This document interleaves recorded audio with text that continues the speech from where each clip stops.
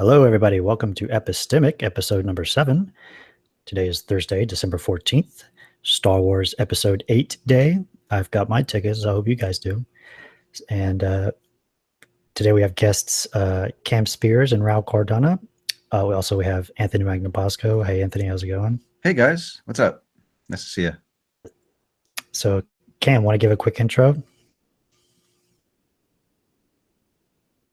Sure. So I'm Cam Spiers. I've had an interest in street epistemology for quite a while, primarily because I like the idea of having better conversations with people, and found that typically the debate style technique didn't really work out at getting to what really matters. I have a bit of a background in epistemology, not academically trained, but more strong interest and passion for it. And yeah, that's about me.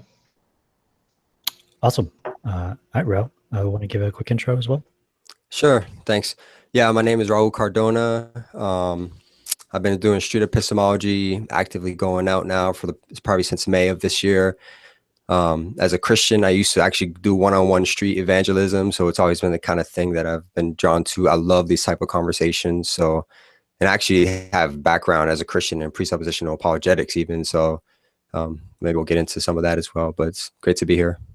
Wow. Very cool. Very cool. Welcome. Cool. This is awesome. I didn't realize you had that background. That's cool. All right, cool. So first, let me just give a quick overview of our episode today. Recap what happened since the last show. And then Cam is going to get into how we can maybe address some presuppositional apologetics, and then we'll meet Raul a little bit better, and he'll talk about his background and how he got into SE, and then we'll do a video breakdown of one of Raul's videos. We'll try to get into this criticism that SE is avoiding facts, so that should be fun. And then after that, we'll do listener questions and then do some announcements. But I guess first up, a quick recap since the last show. Went to a film festival in Austin, Texas last weekend, which gave me the opportunity to visit the Atheist Experience studio in person. That was a lot of fun. Matt Tillahati was scheduled to be back as host for the first time in a while, but he was apparently under the weather and couldn't make it. So I think Russell, filled in. So that was fine as well. That's cool. Yeah, that was a lot of fun. What have you been up to, Anthony? Well, I went out and did a few recordings with people this past week. The weather turned really nice, so I went out and had a few chats with people. One or two that might be YouTube worthy. I don't know. I might try to go out tomorrow and do some more. There was enough to do a couple just like little short clips, like a little quick clip here or there, but nothing too interesting, I guess. So I was working on that. And I was also on a couple podcasts recently that I just wanted to mention. I was on the Science Enthusiast podcast last night, and that was a cool interview. And then earlier in the week, Robert Stanley with the Right to Reason podcast released an interview with me where we actually went through some of those quick clip videos and broke them down. So we would talk about it, I'd set it up, we'd play it, and then we'd break down the video as far as what the takeaway message was with the conversation. So those two are out now if you want to look those up. That's about it. Kind of getting ready for the holidays, kind of shifting gears, focusing more on the family right now. And I think I'll probably hit it really hard again in January. Sweet. Awesome. And I saw it was getting a little bit colder. You're like wearing a jacket in one of your last videos. You mentioned that. So yeah, I had some long sleeves going on, and we had some snow last week too, which is really unusual for San Antonio. Yeah, I got in like the 50s. Cold. Yeah, I got in like the 50s here in LA, but now it's back to like 80 degrees. So it's good with me. To our next segment, if in case anybody else has anything to recap. Anybody? No? Okay. All right, let's move on to Cam. Presuppositional apologetics. Yeah, welcome to the show, Cam. I think I've seen you before, maybe with Doug a couple of times. And Yeah, I've been I know we've chatted many, many times, but I don't think I've ever met you on camera before. So it's really nice to meet you. Yeah, it's nice to meet you too. Yeah, I've appeared on Doug's Pine Creek channel a few times, but yeah, so what I want to get into today is a bit of an overview of presuppositionalism. Fortunately, we have an expert here, and Raul, I didn't actually realize you have a background, so feel free to interject and correct me if I get things wrong. But I want to give a broad overview and give some comments on how I see it fitting in with SE or relating to SE, and how a street epistemologist might approach a conversation with somebody who is putting forward some kind of presuppositionalism. So I would characterize two broad characteristics of presuppositionalism. One is as a worldview based on theism and the Bible. But then the other side of it is that it's a dialectical method, like it's an apologetical method used in conversation with non-believers, primarily to either challenge them or shut them down, or to get them to change their mind, potentially. So there are non-Christian presuppositionalists, but commonly the people you will encounter are of the Christian variety, and that's partly because of the origins of presuppositionalism. Presuppositionalism actually came out of a couple of Christian figures. So what is presuppositionalism? Generally, it's a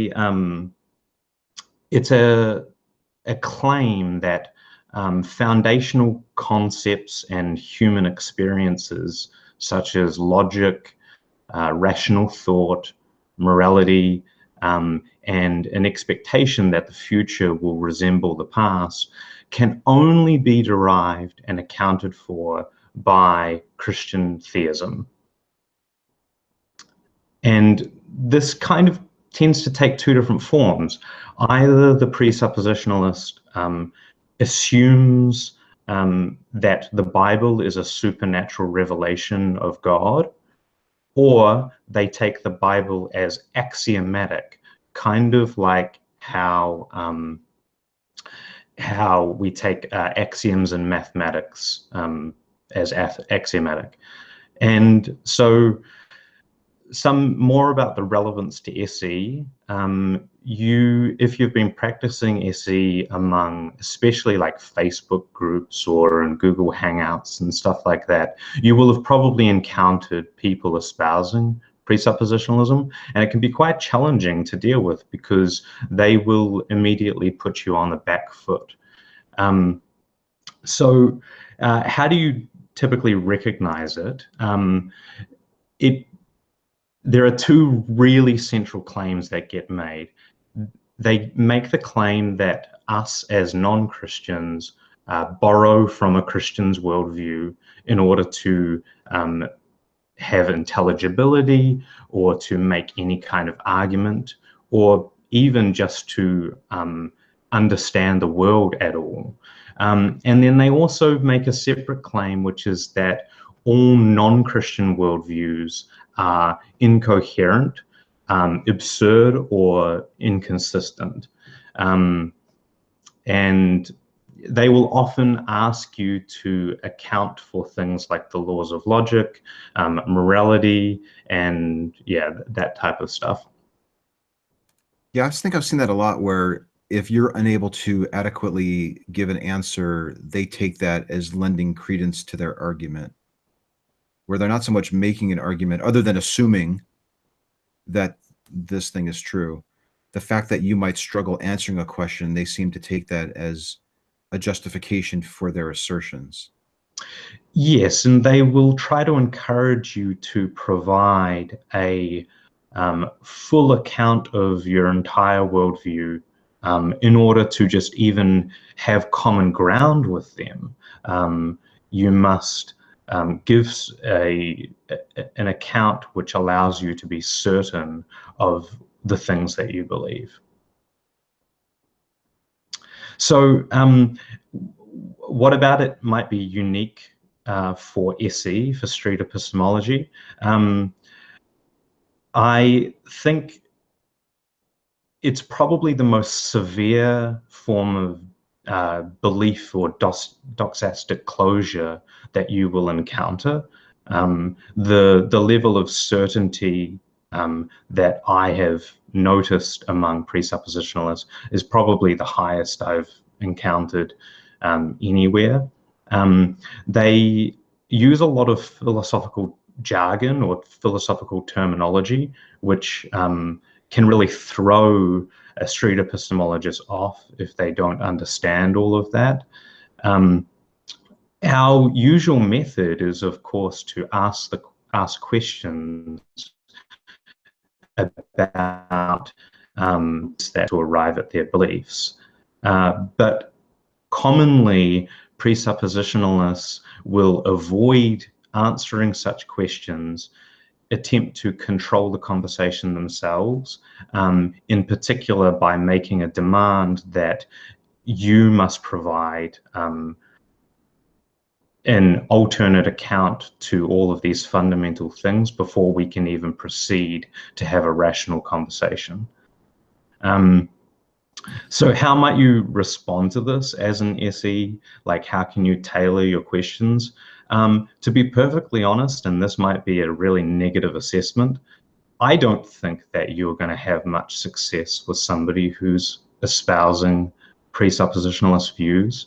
I mean, I would really like to hope that you will, but I think you should expect a lot of difficulty making progress.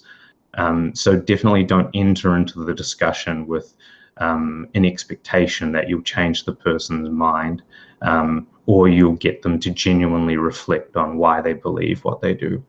But if I was to encourage particular types of questions to ask, I would say ask them about how they originally arrived at their form of theism or their belief that the Bible is true. Ask them about how they determined the Bible is a revelation of God. Ask them that common SE question of whether or not they could observe any kind of evidence that would make them change their mind or doubt. Try to focus in on their need for certainty. I would say that one of the biggest characteristics of presuppositionalists is that they have just a burning desire for certainty in their worldview. And I think that that is at the heart of why they go towards what I see as an attempt for an intellectually satisfying reason that removes their doubt and satisfies their emotional need for certainty. The outsider test of faith is obviously a common thing to go to as an essayist. I suspect it probably won't work. Most presuppositionalists are actually quite well informed about why other worldviews are wrong or inconsistent. And if you try to point to other religious believers from other faith traditions as something that should cause them to doubt the reliability of the methods they've used to determine Christian theism is true, they will proceed to list off reasons why those beliefs are wrong. For example, pointing out a contradiction in the Quran, or pointing out, some non-divine origins of the Bhagavad Gita, or whatever it is. But yeah, that's my overview. Awesome, thanks, Cam. If I could, I need to add something real quick there. Like, yeah, the argument from the precept is difficult to begin with, and then I think it's complicated by their confidence in their argument. At least the examples that I've seen tend to come across as arrogance, and I can feel myself getting like ramped up and getting agitated when they're hitting me with question after question, and they're being so condescending and cocky when they're engaging, when I see engagements or if I'm engaging with them. And that, that in itself is a barrier to helping until breaking through, because you just want to like, grab their neck and just shake them. So it's definitely, at least the examples that I've seen, like, a lot of people say, well, how is SE any different than the presuppositionalists who just keep saying, how do you know? How do you know? How do you know? And one of the big examples, I think, is that when you see an SE conversation, it seems more like a partnership.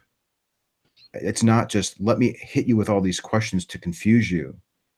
No, let's slow down and really understand it. I've yet to see a presuppositionalist say, well, how do you account for your worldview? Can you take me through it? And it's a lot more brash and abrupt. And I do recognize that maybe the examples that I've seen are not a good representation of the presup argument. Maybe there's a better example than the ones that I've seen. But that's just been my perspective so far on it. Yeah, so there's two broad camps, I guess. I mean, there are more than that, but two main ones. One from this guy Cornelius Van Til, and another from a guy named Gordon Clark, and they have spawned followers of that method. So there are differences among them, and actually sometimes there's quite a lot of disagreement between each of the methods that they use and criticism of. So don't expect that all people that you encounter who espouse a form of presuppositionalism, don't expect that they will be the same. But there are common elements, and I think that emphasizing that need for certainty is probably the biggest one. Yeah, and I think you mentioned it earlier, like using an outsider test for faith with a presup is like walking into a buzzsaw. It's just not going to work. They've already figured out how to weasel around that one. And maybe the best approach is to get into the distinctions between other presups. We have a presup over here who says this, and you're saying this. How can we tell who's more correct? And I'm actually wondering how Raul addressed he was a big proponent of presuppositionalists, it sounds like, and I'm really curious to hear your side of this. Like, how did you come to grips with it? Yeah, tell us a little bit maybe about your journey on that. Well, so I held to presuppositional apologetics for a while as a Christian, and the draw of it is that actually it's kind of analogous to street epistemology in the atheist community, where you have something that, like, as an atheist, I don't have to know all the arguments defending an atheistic or naturalistic worldview.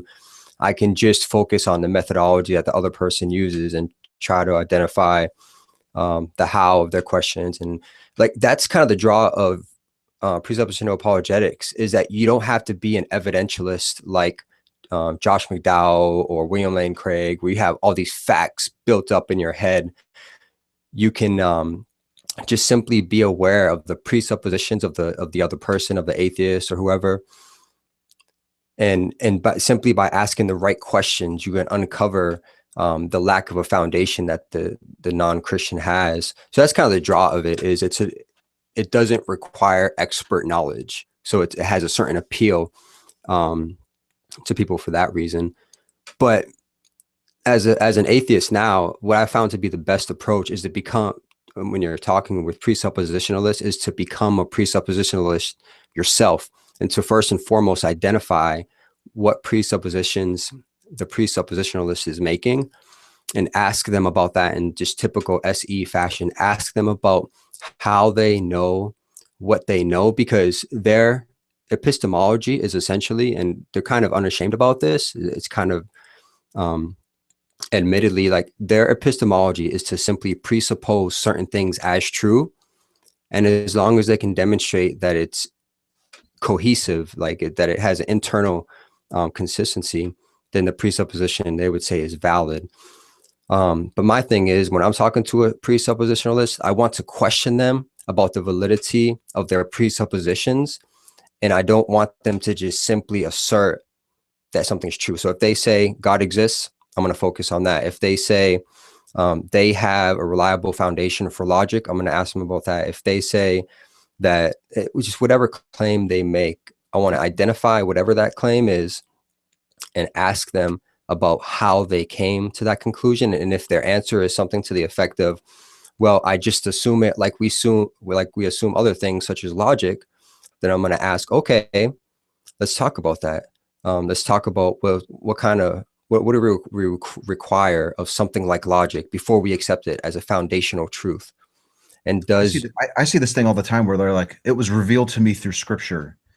And I've seen examples where we just we accept that, like, okay, and then we go down this path of how can we know anything, or can we trust our senses? And I think we need to spend more time on how they determined that it was revealed to them. Was it a decision that they made with their brain, or was there something in the book that they felt compelling? Like, I think more time should be spent there when they make that claim about it being revealed. I agree. I think that that's a fantastic thing to focus on. And I mentioned it earlier. They do have a common way of responding to that, which is to say, I didn't determine that it was true using my own reasoning. It was revealed to me that it was true by God. And so it's kind of this, if you're familiar with the term in epistemology called externalism, they actually usually demand you as a non-believer to give a form of internalist account of your epistemology, but then themselves ultimately use what's called an externalist form of epistemology, where they are relying on God having actually revealed to them this thing in a way that they can't be wrong. So yeah, they have a response, but whether or not it's satisfying is another story. Yeah.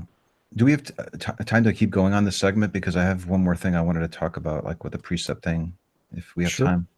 I think we just had 15 minutes carved out for this, but I've mentioned this before, and I think you may have even mentioned it, Cam, as I know Doug has covered this too, but talking about how they first stumbled across this defense of the faith. What did they find compelling about it? What were they doing before they found this belief, this approach of presuppositionalism? Where were they in terms of their confidence? Were they lower in terms of their confidence, and then they increased their confidence when they discovered this argument? What do they plan on teaching their kids? If they have a 7-year-old kid who has no clue about presuppositionalism, are they going to teach the kid that they're going to presuppose that this book is true, or just wait for this to be revealed to you like it was revealed to me? And get into the mechanics of how they expect other people who have no exposure to this concept of presupposing as a reliable way to conclude that something is true. Try to get into the mechanics of how they anticipate other people who have never been exposed to it before might react to it. Yeah, I think that's a great question, asking about the origin of their belief in the apologetical method, but also in how they arrived at Christian theism originally. One thing is that presuppositionalists do tend to be Calvinists, and so they really think that there's nothing that you can do as an individual to arrive at Christian theism. Instead, that it's all via the actions of the God. But yeah, Raul, you made a really good point before about how, as an apologetical method, it alleviates your need to have this comprehensive expert knowledge of the evidence in question, the evidence of the Bible or geology or cosmology or all of these different things. You can kind of just leave that aside and stick with the fact that the revelation is true and that you can't be wrong that it's true, and that's the foundation. Yeah, I think it's really telling too when somebody just says, I believe, or I know that it's true because I've just presupposed that it's true. It's such a weak argument. And I'm baffled that it gets so much traction and that we find ourselves spending a lot of time discussing it like here, because it seems like such a weak, laughable argument. And you would think that if you had evidence, you would just provide the evidence. If there was something compelling in your book, you would bring that out and show that to people rather than construct this thing. So I do tend to agree with you, but to play devil's advocate, Anthony, you're saying that within the assumptions of my worldview as a Christian. So in order for you to be able to make such an objection, you actually have to already assume that the Christian God exists. And that's part of the problem, is that, and you know, obviously I'm role playing, but it's, I totally agree, but yeah, they just have this tactic that immediately changes the you know, the epistemic position that you thought you were coming from, which is one of actually having common ground with one another, where as, you know, moderately rational human beings, we can actually engage in conversation and engage in question. All of that, I think, has its, you know, it's like a rug being pulled from under you. And you're put in a position where there isn't actually any common ground. You've just assumed that you have common ground, whereas you're really actually assuming my worldview. Right. Yeah, I think what would be really useful is to have more people like Raul, who used to believe in that used to, you know, readily go with that argument, and they found it very compelling and comforting and easy. And then they eventually came around to discarding it. Like we need more people who used to go with that argument and then figure out their thought process, what enticed them in the first place, and then what eventually led them to abandoning that argument and seeing it for a poor argument. Yeah, I find presuppositionalism as like the clearest example of how ideologies are not always held for, you know, reasonable reasons. Like some ideologies are just rationalizations to try to allow us to meet our own like psychological and social needs. And I think if I came across, if a presuppositionalist sat down at my table and we got to that at this just kind of like stalemate situation where they just presuppose, figure out what that belief was doing for the person, like psychologically, like how is it helping them in their life? Like if they didn't believe, like the next day, what would be missing? I think you would get into things like death very quickly, or an afterlife, and some way to of how morality works. So I think that those types of things are driving these strategic reasons to like just come up with reasons like presuppositionalism. I totally agree. I know that some people have a real aversion to that kind of analysis because it feels like it's making it about the person. But I do think that emotional and psychological needs are really at the heart of why people choose this tactic. And I do think it's a good idea to focus on that as soon as you find somebody is just simply presupposing their worldview is true. Right. Cool. Well, I think we've covered a bit there. If anything else, I'd like to move on to the next part. So Raul, want to tell us a little about your YouTube channel, like how you got involved in SE? Yeah, definitely. So I became a non-theist, I don't know, maybe a couple years ago. But as soon as I started listening to the kind of street epistemology videos that like you and Anthony do, it just immediately appealed to me. Because like I said, as a Christian, I had a background in street evangelism. And I used to love that stuff. I used to love going out and having those one-on-one conversations about what people believed and politely challenging them and so forth. So it's always been something that I've been drawn to. And so I decided to try to go out and try to video record these like you guys do, just as a way to just take a part in the conversation, add to it. And so I've been doing that now since about May of this year. Started going out. I live in Pensacola, Florida. I found a great place that I go here locally. It's a college campus, one of the best places to go. Young people who are just eager to learn. They love knowledge. They're still in their formative years. They love to talk. It's a college campus, so people are just hanging out. So yeah, I mean, that's kind of where I'm at right now. I love it. I'm enjoying it. I've benefited from much of the material that's already out there, and I just want to like continue that legacy. That's cool. Have you read Peter's book? I have, yeah. It was really good. Okay, because I've heard of some people just going out and trying this, and they've never even read the book, or they joined the Facebook group and then they discovered that there's a book. You know, it's kind of interesting that it didn't start that way. What would you say was your biggest roadblock to going out? I know that you used to do it before. Was it easier to go out as somebody asking SE related questions as opposed to proselytizing, or was it the same? Or I would say there's probably less pressure, just because with street evangelism, you don't have that, like that positive belief that you're trying to get somebody to adopt. Like I don't like it's not like I'm getting somebody to doubt their beliefs so that I can sell them something else. So there's less pressure. You know, I'm going there and I'm having an honest discussion. And I just want to hear where they're coming from and put their beliefs politely to the test. And just have a conversation, you know, but I'm not selling anything. Yeah, I could think of people who might see, you know, someone who's doing street evangelism going to street epistemology and seeing like you're just switching religions or switching tribes. Like, is there like in your mind a fundamental difference between street evangelism and street epistemology?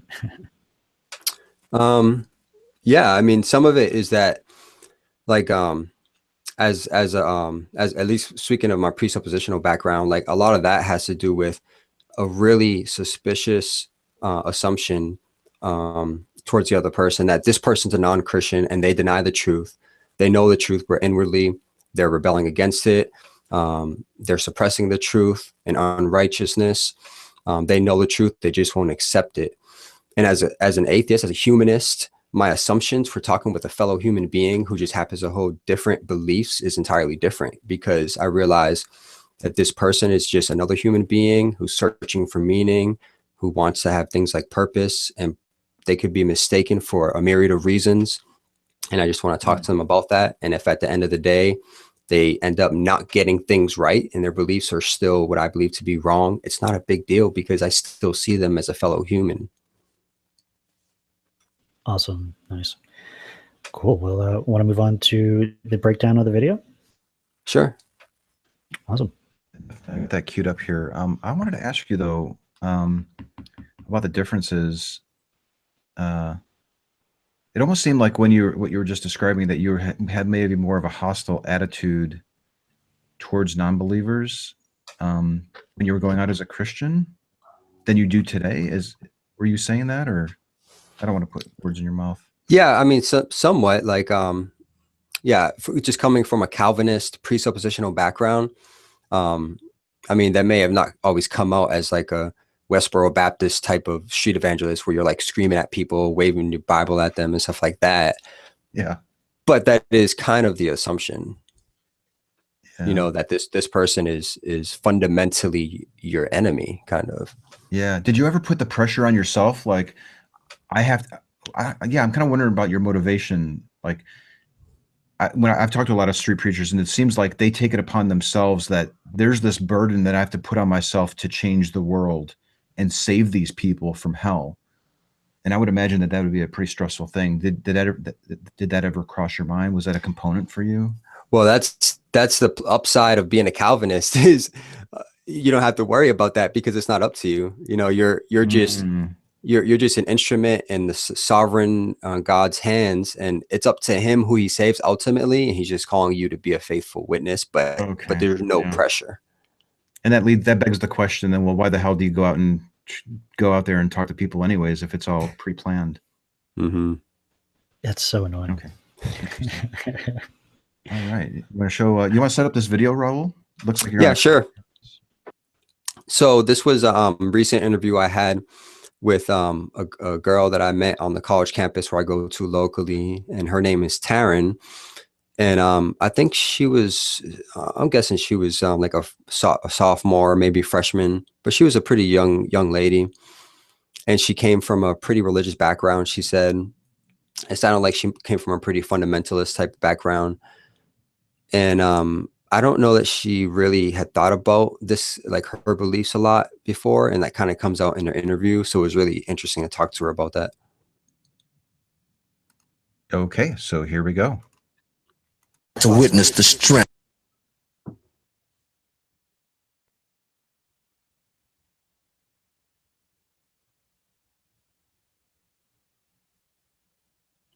Two seconds. I think Anthony muted So it. I'm walking There around we go. campus, Taryn, and I'm asking people to identify some Sorry belief about you that. hold to. Could be anything at all.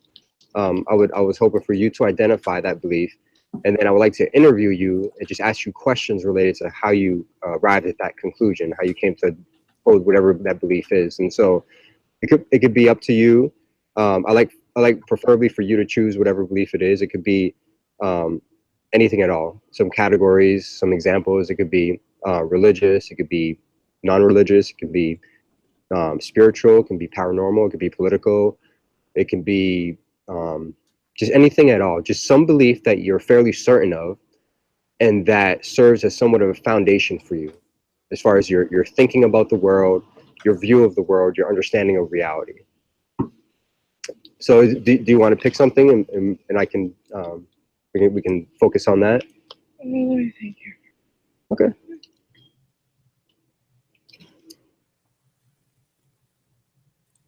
Well, I believe, well, this is kind of a religious thing. I believe Okay. that Jesus is my savior. That's just a thing that I've always had, and that he will guard and defend all of his children, along with, Okay.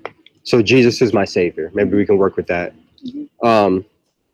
So why do you believe this? Why do you believe that Jesus, that this a particular thing about Jesus? Because when I was growing up, that's what I was taught, because I'm from a fairly religious town of the Panhandle, and all we did, pretty much all that there was churches all over the place. Mm-hmm. So what could you do on Saturday and Sunday? Go to church. Okay. So that's just how I was taught. My parents are fairly religious, even though they come from two different types and denominations of Christianity. Mm-hmm. I just always thought that Jesus was my savior. Okay. Okay. So you believe this because you were taught it growing up. Mhm.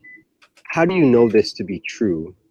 So you believe it because it's something that you were taught growing up. Mhm. You were just raised to believe it, but how do you know that this thing that you believe in is true? Because Jesus, as a person, to say, he always performs miracles, and when people pray to him, he always performs. Like, for example, my mom, she had surgery on Tuesday. We prayed that she would have a speedy recovery, and we thought for like the first week she wouldn't be able to eat anything because it was like in this area. But one day after, she just started, like the day right after her surgery, she started eating. She didn't have to have an incubation tube anymore. She didn't have to have a breathing tube. She could do everything on her own, and Jesus just performed that miracle because we all prayed to him, and he gave my family the strength. Okay.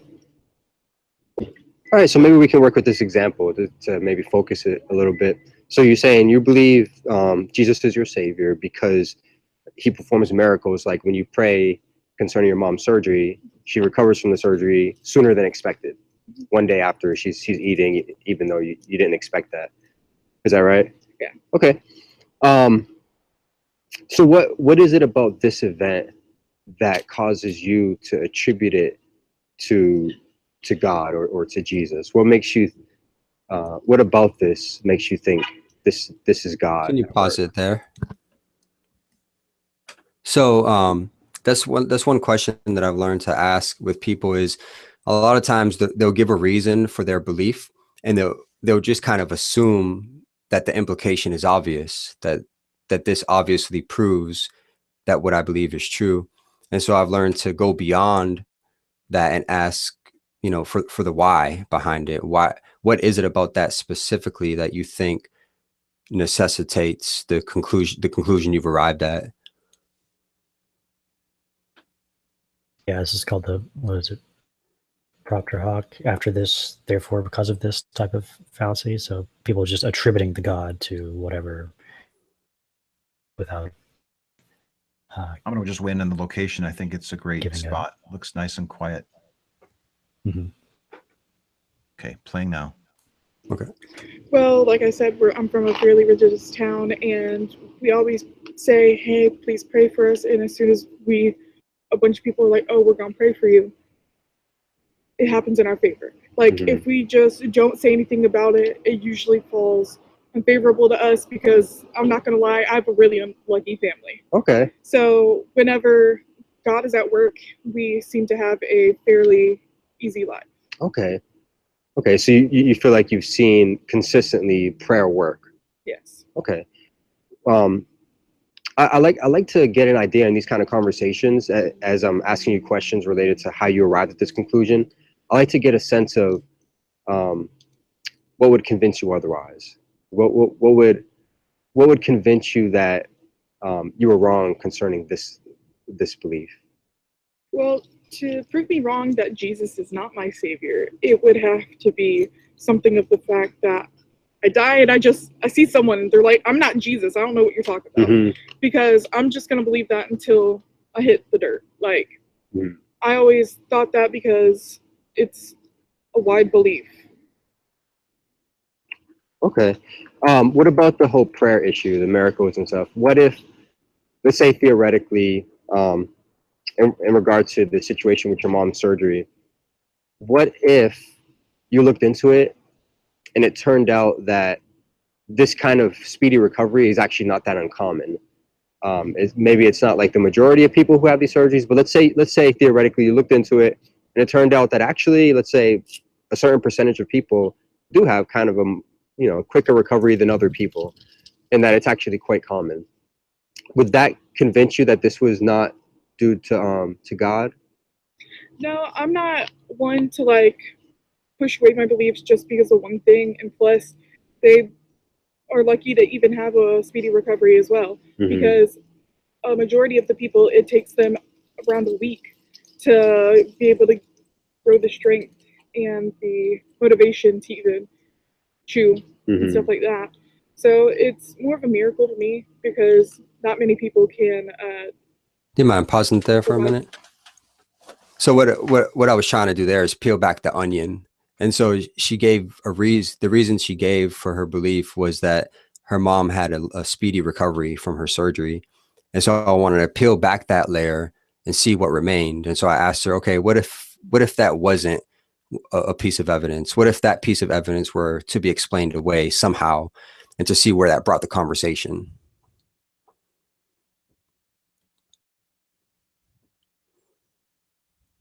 Strength, and of course the strength comes from somewhere, and I just believe the strength came from Jesus. Okay. So I'm trying to make sure I understand you. So if you found evidence that this was not that uncommon, you saying it wouldn't waver you concerning your belief? Yeah, it would not. Okay. What if, let me try to think of another example. Let's say you guys prayed for this and it turns out she didn't have a speedy recovery. Let's say you guys prayed for it and she had the same length of recovery as everyone else, or maybe even prolonged length recovery. Would that cause your confidence in this belief to decrease at all? No, it would not, because like I said, I don't deter from my belief, and with God, he works in mysterious ways. So he may have a path for you that you don't foresee, and something happens, and that'll just make he's testing you on your strength, because that's what God does. He always tests you on your strength to make sure, but he doesn't push you over the edge, because he's not like that. He just wants to make sure that you are a strong believer, and that even if he makes you question your ways, he does not deter your faith. Okay. What if you met somebody from a different religion who gave a similar reason for why they believe in what they believe in? Let's say you met a Muslim and you're interested in knowing why he believes that Allah is God, why Muhammad is his prophet. and he says, well, I believe that because, you know, I've seen prayer work. We prayed for my father or my uncle or my mom, and and he actually had a great outcome. He recovered quickly. Would you take that as proof of his claims? I would not, but even though it's kind of contradictory on myself, I still see that there are different religions, and I personally believe that it's the same God. I personally believe that's the same God. There's different prophets. Okay. That bugs me when I hear that. And we were talking about earlier about like a defeater for the outsider test for faith, and presuppositionalists might be one aspect of that. And then I think this, well, everyone's believing in the same God canard that I hear people saying. And it's really frustrating. I'd really like to hear what somebody like a John Loftus might say to that response. I don't know if he's ever considered it or encountered it. What about you, Reid? I'm sure you must get that. I've personally gotten it many times. It I don't know, it makes sense to me on my model of what God is. It's just a set of ideas that allows people to social needs. So if it's okay. it's just a thing that comfortable or make sense of things. So if you're not viewing it as an entity, you're viewing it as a construct of a person's mind. Yeah, they're just using this idea, this worldview axiom to meet their needs. Was it the first time that you encountered that, Raul? Say it again. Was that the first time that you encountered somebody saying that everyone's just all believing in the same God? Yeah, I don't get that as often. So it's kind of hard to know where to go with something like that. Yeah. Let's see what you did here. But I just believe in the way of the Christian way, because I do take world religions currently. And with world religions, I have seen the similarities between both the religions and even Judaism.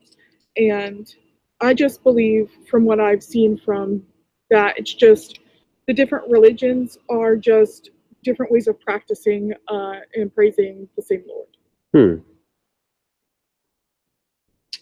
Okay. So you wouldn't accept that as evidence for the truthfulness of his claims? I believe, I would say, prayer does work, because I believe that prayer works. But with saying that Allah is the one, I believe that Allah could just be another name for God. And that, same with Yahweh for the Jews.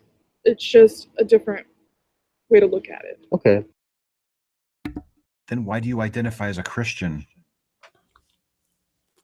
What if you met somebody who didn't believe any of those gods, and they said that the reason I don't believe there is a God is because, let's say the reverse of that reason, the reverse of the reason you gave, they said, because I prayed and nothing happened. Or my mom was in the hospital, she had surgery, I prayed, and her length of recovery was actually longer. Or she never made it out of the operating room, or something like that. Do you think that would serve as evidence of their claim that no gods exist? I would not believe them, because, like I said, even if a prayer does not particularly work, it's just God. He is at work constantly, and he has millions of children, billions of children, and he has to focus on not only just you, but all the rest. And he is constantly trying to test your faith. So even if your prayers don't work, it's just God testing you and seeing how strong you are and if you will deter from your faith. Okay. Is there anything concerning the prayer issue, the miracles like you described? Is there anything at all that would convince you that these weren't from a result of God acting? Is there anything that would convince you otherwise concerning your belief, and that would prove to you that these events weren't God after all? Is there anything at all that would do that for you? No. I've always been taught that God is almighty. Okay. And you're saying you believe that because of the miracles, because of the prayer. Yes. But if somebody gave that same reason, you wouldn't accept that as proof for their beliefs, like I said, in the case of an atheist. Some of it. Just because a prayer does not work, because God is almighty in a bunch of different ways. For example, like I've just always been taught that He loves us, and He not only does miracles, but He also gives us a good moral standpoint. Mm-hmm. Because without these, we wouldn't know what's morally correct, in my opinion. Because then there could be like a bunch of people going around killing, and we wouldn't have like a good backup for like, oh, why is killing bad? It's just that there's different things, and with an atheist, it's not really. I just don't really believe them. I'll respect them, but I'm not gonna believe them, because everyone's entitled to their own opinion. Okay. How is the evidence that you give for your belief of any better quality, let's say, than the evidence offered by in this example, in this scenario, the one who denies the existence of any gods? You're appealing to your experience with prayer, and they likewise are appealing to their experience with prayer. In your case, it worked. In their case, it didn't. But you're both appealing to your experience with prayer. So one question I wish I would have asked is when she talked about how, no, I'm going to hold my belief no matter what, in spite of any evidence, is to maybe have a discussion with her about, is it a virtue for somebody to alter their beliefs based on the evidence? Would that be something that you would recommend people do, or not, and why? Yeah, when she started bringing up morality, I thought, oh no, here we go. This is going to get really complicated really quick. And I know a lot of time was spent on prayer too. I would want to know if she would still believe if every prayer that she made, or any of her friends made, or anyone in her entire life made, didn't come true, if she'd still think that prayer was a reliable way to conclude that her God was real. It seemed like you tried to do like an outsider test for faith on the prayer thing there. Is that right? Mm-hmm. Yeah, I want, and I had to kind of switch to not atheism, So I started out with Islam, but then when she, started talking about how, well, all religions are just the same, I had to, okay, forget the religious part. Let's talk about the non-religious person or whatever. Yeah. Yeah. How many more minutes are left on this one? I don't know. I don't see it. Probably not long. All right. About your experience that makes it any more valid as evidence than their experience? Like I said, everyone is entitled to their own opinion and their own experiences, and they're allowed to believe what they want. And that's why I'm very open-minded, and I'll respect them. But I'm just not going to believe what they say, because it's just what I've seen, and what I'm not going to deter from my faith. Okay. So they have the right to believe what they want. Yes. And you're going to believe what, in your case, that Jesus is your savior. But how do we determine whose evidence to trust? If they're giving their experience with prayer as a reason why their belief is true, and you're giving your experience with prayer as a reason why your belief is true, how does the objective observer determine? How do we determine whose evidence to accept as valid, as determining who has the truth? They should experience it for themselves, personally. Because you just can't trust everyone nowadays, because some of these people are sketchy, and you just can't be like, oh, yeah, I'm going to believe this person just because they said this. You can't trust people's word. You have to trust them through hard evidence, and I trust my hard evidence through what I've seen through my eyes. Okay, so you trust hard evidence. If there were hard evidence that indicated contrary to your beliefs, would you accept that theoretically? If it was hard evidence? Well, I'm a logical person, so I suppose I would. Like, if someone let's say Allah came down, or let's say like a Greek god like Zeus, he came down, he's just like, y'all been wrong all along. I'd be like, well, shit, I guess you're right. So I'd be like, okay. If someone gives me logical evidence and I can see it with my own eyes, and they're like, hey, I'm actually Zeus or something like that, then I'll believe them, but I'm not going to deter from my faith until proven true. Yeah. Okay. All right, Taryn, I appreciate it. You've been generous with your time. I appreciate it. Yeah, thanks a lot for the conversation. Nice. Nice talk. Thanks. Reid, I saw you smiling there. Yeah, I mean, just saying, I'm a logical person after all that. But you know, your firmware, you're actually smiling now. It's good. It's a good improvement. I have a few things. I think at the very beginning of the talk, when you're like kind of building rapport, you were talking like very, very fast. But by the end, you slowed down a bit, so that was good. Beginning, talking fast and like kind of repeating yourself a little bit. It's probably just the nerves, you know. That happens. Also, a couple times you said like you could be wrong, or you mentioned wrong word, just in general. I think mistaken works a little bit better. It's a little softer. Avoid saying like prove, because that might imply like to absolute certainty. I noticed you didn't use a scale. Say, you know, raise or lower your confidence based on the scale. But yeah, but very, very good overall. I like the discussion. I think the most at the end there when she was talking about hard evidence and that you can't trust what people say, but it seemed like the main reason why she was so sure that what she's believing is true is because what other people are saying, the miracles that they're reporting, the prayers that are being reported to her that are being answered. And yeah, I guess maybe a discussion about what constitutes hard evidence. And perhaps like that Ferrari example would be useful, or the Lamborghini example that we've kind of been banding about. I don't know if you've seen it or not, Raul, but where we just take a real world example. And what would you accept if I were to make a claim right now? Would you trust me because I just told you that, or would you need some evidence? And what would constitute hard evidence? So maybe just a larger discussion about evidence and what a person would accept could be useful with somebody like that. But it was respectful. It was calm. Nobody was raising their voices. You weren't causing a scene on the campus, which is always good. And people were walking by, maybe intrigued by what was going on there.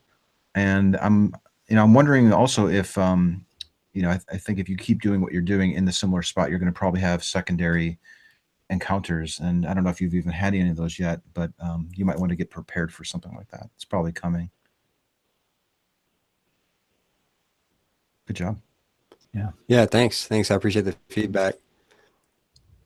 And you're more than welcome to stick around too. We're going to probably shift here very soon to a different topic. We'll let you go with that. Okay. Yeah, thanks again, Raul, for doing that. And so next up, we're going to be talking about avoiding facts. Does SE avoid facts? Do we not care about facts? Chided so SE. Cam and Raul, feel free to jump in here on this. This is a common thing that I've seen, where apologists for years now have latched on to this line from Boghossian's book, something along the lines of avoid facts when you're conversing with somebody about a deeply held belief. And they take that to mean avoid evidence. And that's not at all what Boghossian, I think, is saying. I even messaged him, damn it, I should have had that.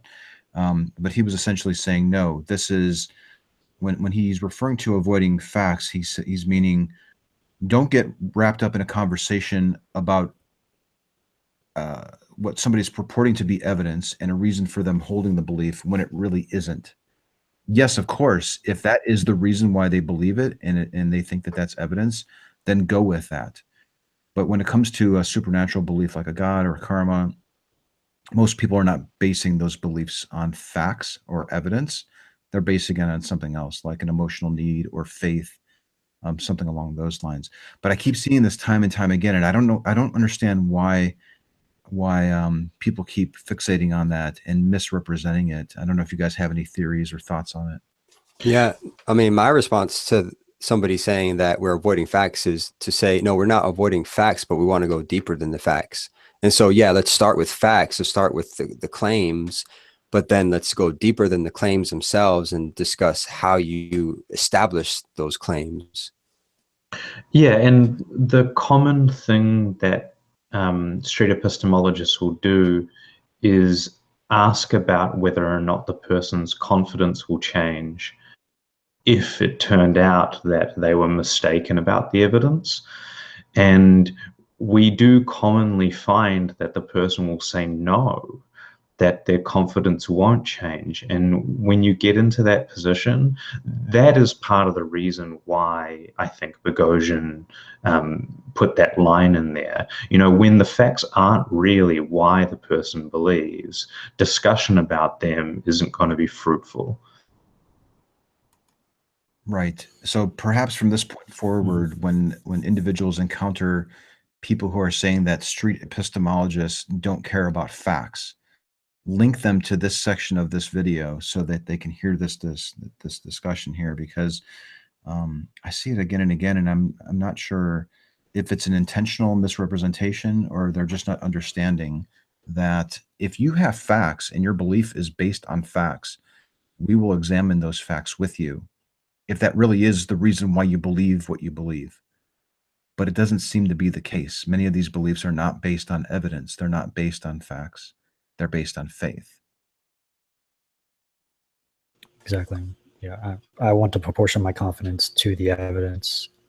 And if I found some type of evidence that I was using to believe something is not reliable or not true, then I would want to lower my confidence about whatever I'm believing. I come across someone who says that if they have a piece of evidence that would not, lower their confidence if found to be unreliable, then I should try to peel back, as you say, like go up the chain to figure out what, instead of piling on, as you say, Anthony.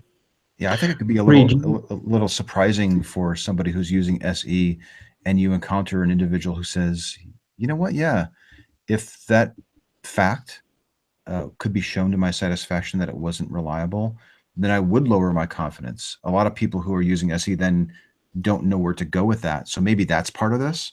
Like maybe they see the hesitation on the person who's doing SE of not knowing where to go. And then they take that as an interpretation of that, oh man, they don't care about facts. But no, if somebody does say, yeah, if it could be shown to me that evolution is real, then I would significantly lower my confidence that Jesus exists. If they really mean that, then engage with them you have to start going down the rabbit hole of teaching them about evolution or point them to resources. But it's rare when somebody does say that, yeah, my belief really is evidence-based and I would lower my confidence. Yeah. So another component of it, and Reid, I think you can probably talk to this more than I can, but bringing up contradictory information can actually have like a negative psychological effect that goes against the purposes of having the conversation. And there is some literature on this and evidence of what they call the backfire effect. And yeah, I think everyone has this experience of arguing with people the normal way. It's like, well, okay, you believe something. Oh wait, I don't believe that. I have evidence against that evidence, and you'll just change your mind because I have this evidence. When people do that and they see that it doesn't work by avoiding facts, like if giving facts to someone doesn't work, then we need some different method to be able to talk about what's true. Using street epistemology, like talking about how we arrive at beliefs, is one way to get around that psychological that's going on, just trying to lower the defenses of people. We don't have to talk about people being wrong, both can figure out what's true, and if whatever ways we're using to come to beliefs, if those ways are reliable. And we try to advise people to focus on the how related questions and not so much on the what and the why. And when you think about it, the what is probably the fact in the person's mind who holds the belief. So perhaps they're noticing this reluctance to talk about what the person believes, and then they view that as us wanting to avoid facts, avoid evidence. But again, if it's not the reason why the person is believing, then we have no interest in it. Why would I want to spend any time testing how reliable, I don't know, miracles are if you would still believe in the God if you've never experienced a miracle? So this is about efficiency, and it's not about avoidance.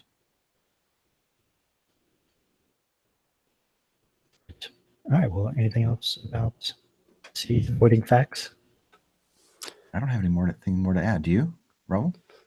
I can kind of see what you're talking about, Anthony, when you say that possibly people are seeing certain street epistemologists like hesitant to go into facts, because I've had an experience recently where, like, most of the people I run into on campus, they appeal to such relativistic reasons like faith and stuff like that, and those are easy conversations to have because the foundation is so poor and easy to kind of bring out. But I ran into some street evangelists on campus recently from a campus ministry, and this one guy, he was an older gentleman. I started talking to him. We started out with me probing the limits of what would change his mind and so forth, and like it turned out, this guy was actually pretty open-minded, and if the evidence were in place at every turn, he was like, yeah, I would totally change my mind.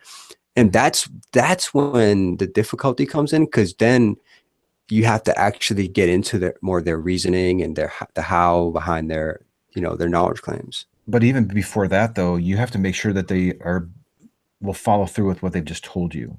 And that's why I think this confidence scale is as maligned as it can be and as optional as it is. I do think it's useful, because you can say, you told me that you were 100% sure that this is true. We've identified this reason why you think it's true. What impact would that have if we worked together and discovered that this wasn't reliable? Where would you move from the 100? If it's a reason, then I would think that there would be some response. And that's when you can have them start to think like, hey, this would drop me down, to a very low degree of confidence if I discovered again, like, that evolution was actually true. And then you have some buy-in. Not only are they confirming what they would accept, they are telling you how much of an impact that would have on their confidence. And only then would I then, shift to, all right, let's have the conversation. Tell me now what you would accept to discover that evolution was true. So it's always about questions, but it's kind of like testing the ice. Before you rush out into the middle of the pond, you want to test the edges first to make sure that you can keep going out there with them. Yeah. All right. Cool. Let's move on to listener questions. Cam, I think you might want to take this one. Someone mentioned, why do SE people always want to take the conversation to empiricism? What's so great about empiricism? We should start with a definition first. Yeah. Yeah, so empiricism is a philosophical position in epistemology that focuses on evidence and in particular, ways of confirming and disconfirming beliefs or hypotheses using evidence, and fundamentally how beliefs derive from evidence. Why do SEs tend to take things in that direction? I think it owes to the fact that science has been so successful, and science broadly does use empiricism. I mean, there are other methods involved with science too, from epistemology, but it has been so successful making predictions and then finding out whether or not your model actually matched the data is a critical part of science, and it's what aids us in both, tentatively accepting or rejecting claims about the world. And it's got a good track record, and I think it's natural for us to focus on what our strongest methods are. Now, the difficulty comes in where there are a lot of beliefs I think we hold as humans that just don't meet that kind of rigorous scientific standard, yet we still feel they're justified beliefs. Now, these might be, that my daughter is named what her name is, or that 1 year ago I went ice skating, or something like that. And, we don't really think of these things as having the rigorous scientific evidence that we do for evolution or other such things. And I think people want, I think that there's this fear that by focusing on empiricism, that we are somehow like denigrating or getting rid of these, common ways that are actually reliable for determining that certain things are true. Yeah, it seems kind of almost a pragmatic approach to me. It's like, I'm part of reality, and like the physical things can harm me, and there's a lot more reality than me. So if we can kind of figure out this reality thing, I might be able to navigate my way through it a little bit better and safer, and maybe like make the world better and safer for people I care about. So like abstract concepts or just any like attachment to reality seems like it's like I want to test my beliefs based on reality, because that seems like my first impact point to like living in life. That's what I think about it. Yeah, I think that outside of empiricism and evidentialism, there is this difficulty that it's harder to tell what things are true and what things are false. And that, in my perspective, that doesn't mean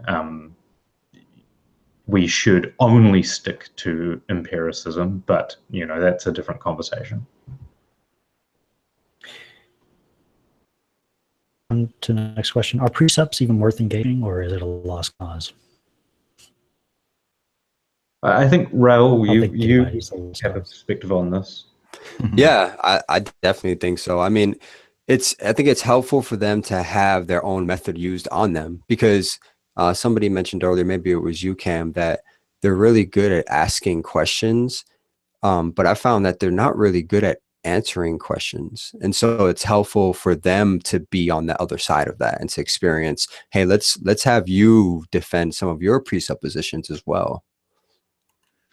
I tend to think that the person using the presuppositional argument is probably in the last vestiges of holding the belief, because in my view, it's such a weak argument. So as frustrating as it can be, I do think that if you have the patience and the time, and you're willing to invest that into a person, and preferably these are one-on-one, face-to-face conversations or over Skype, I would try to, I think I would put some effort towards it. The thing though is that it's going to take a lot of time, and you might have 10 productive conversations with completely different individuals as you would in the same amount of time as one precept. But I think everyone's kind of worth having a conversation with if you can dedicate yourself to it. Great. Okay.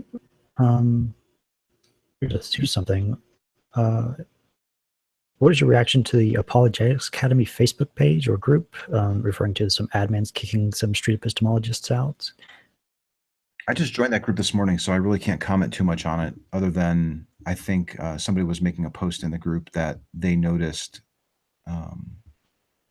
when they made a post asking about a person's confidence, administrators or possibly members were noticing the fingerprints of a street epistemology based conversation and either deleted the post, or admonished the member, or booted them completely from the group. I'm not exactly sure on what happened. So there seems to be some sort of visceral reaction, or somebody not wanting to have that type of dialogue in that group, which is the group's right. But it being an apologist group, you would think that they would want to have the conversation. I'm not exactly sure. Oh, I think the argument was that SE is for unprepared believers, and we're prepared believers, so it's not the place for it. We recognize the approach, and you're not welcome here with that. That's about all I know right now. I would give a shout out to, I think I know which group you're talking about, but they do have a live stream / webinar thing that they do each week, and they have some really good guests on there, like Reid, and I really commend them for having open dialogue, and I appreciate them. And I think at the heart of it, the main people involved in it, like Jonathan McClatchy, they are evidentialists, and they do care about evidence. You and I might think that they are mistaken about it, but yeah, I think that they're a great bunch of people. Yeah, always a pleasure to talk with someone who values evidence. Yeah. So next up, how tempted are you to try and establish a person's attitude towards truth from the beginning? What do you think, Anthony? I'm nearly always these days tempted to address it. I look for words. I look for behaviors. The belief itself might remind me a little bit more than another belief. So if somebody says that they believe in Reiki healing, I might be more reminded to do the truth test at the start than if they said they want to discuss how GMOs are safe. So I have my own biases, I think, in when I decide to roll out the truth test, but it's probably something that we should do for everybody regardless, because you might be surprised at how people are viewing that. Yeah. Anthony, you uploaded this quick clip from someone saying you wanted to ask if you're a serial killer, and there's a question about your approach sounds creepy and canned. Let's discuss this complaint and possible solutions. Yeah. Okay. So the creepy and canned comment has been somebody mentioned that a couple of weeks ago, and we've just not gotten around to answering it. I mean, I try not to be creepy. I don't know what I can do to be less creepy. I mean, I am out in the woods with a camera, or an old guy on a college campus. So I try to look as approachable as possible. I try to be polite as possible. I don't know what more I can do to try to bridge that gap. Yeah. I'm not especially having sure. I'm under no disillusion that what I'm doing is weird. It's not normal, having a table with a bunch of cameras and microphones in a I've even said I have an unusual hobby, and I ask questions and do these things. I'm trying to come across as normal as possible. But the other thing too is the canned comment. I wrote a post on, I think it's called Pitching the Script, where I talk about the pros and cons of boiling down your conversations to the point where they seem very canned. That is probably the negative, that observers look at it and say, oh, you're being insincere. But somebody new to street epistemology might be more apt to pick it up and use it when they hear a claim, if they become comfortable with the typical flow of the conversations. So I'm a little torn. Yeah, you want to be sincere, you want to be original, you want to put your own spin on it, like Raul does, and like you do, Reid. And the other examples that I'm seeing out there, there's all these little twists that make them just a little bit unique, which is great. And then it's nice also to make it easy enough, homogenized to the point where people can pick it up pretty quickly and start using it, and not on the street. You could just, let it happen. Yeah, cool. Let's make this the last question. A while back, someone in the SE group channel where people could submit unedited content, is that still being considered?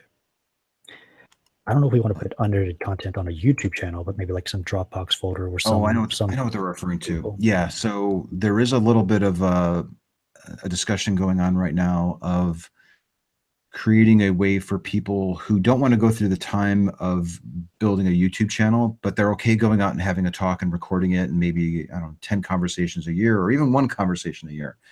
And if they had a way to distribute their discussion without having to build up a YouTube channel, they would submit content. So yeah, it is one of the things that's on our radar. We have a few bigger fish to fry right now. We've got the logo going on, and a discussion about trying to put some formal structure around SE. So once we get that in place, I think probably in 2018, there's going to probably be some movement of having a way to distribute individuals' content, individuals' videos of their talks, and letting people see different styles, letting people see what does an SE conversation look like in Australia? How about Puerto Rico? So I think this could be a really good way of getting the word out, but we're not quite there yet, but it hasn't fallen off of our radar. Cool. Yeah, I'd love to see that. So stay tuned, I guess. All right. So, let's wrap up. Any announcements? I think, Anthony, you want to give an update on the logo? The only thing with the logo is that we've selected it, and right around the first of the year, you'll start seeing it propagate through all the social media sites, and as a little watermark probably on videos like this. We're not announcing it just yet. We want to wait. We want to kind of do a big rollout. You'll notice it on all the social media platforms if you're following any of those on this Facebook or YouTube or whatever. Cool. Do you have any upcoming talks at all, Anthony? The only big talk coming up is I'm going to Oslo, Norway in January. And that's pretty much all I have. I'm hoping to do a couple of workshops at some upcoming conferences, but I haven't heard anything official yet. So as soon as I hear something, then I'll be talking about that. Sweet. How about you, Reid? Are you going to be giving any talks soon? I haven't really been asked. I don't know about that. I could try. I'd like to. I don't know. We'll see about that. If someone wants me to do a talk anywhere, I'll be glad to do it. So, yeah. Cool. All right. Cam, want to give any closing thoughts or social media? Where can people find you? Yeah, sure. So I have a project I'm working on. Haven't really released a lot of content yet, but it's more of a counter-apologetics or history thing called Gospel Fictions. I have a Twitter account at Gospel Fictions, and a Facebook page as well, Gospel Fictions again. And I have a website which I'm ramping up and writing content for at the moment, which presents an argument about the Gospels. And I also have my personal Facebook account, which, feel free to add me if you're interested or follow me there. And yeah. Awesome. Cool. How about you, Raul? Yep. Main place where people can find me is just on YouTube. My YouTube channel's name is Street Knowledge, and I try to post a video at least every couple of weeks. And I'm also on Facebook as well. Yeah, everybody give Raul a follow, please. Mm-hmm. Give him some feedback too on his videos. I found that was a really good way to improve too. Thank you. And Anthony, for yourself, I'm sure people know, but just to just go to. Whoops, I just muted myself. Go to my YouTube channel, which is MagnaBosco210, or follow me on Twitter, MagnaBosco. Yep. And again, I'm Reid Nicewonder. I've got YouTube channel Cordial Curiosity. Also, social media, just search Cordial Curiosity. That's a very, very nice show. Thanks again, guys, for joining. Can't wait till next time. So, all right. Thanks, everybody.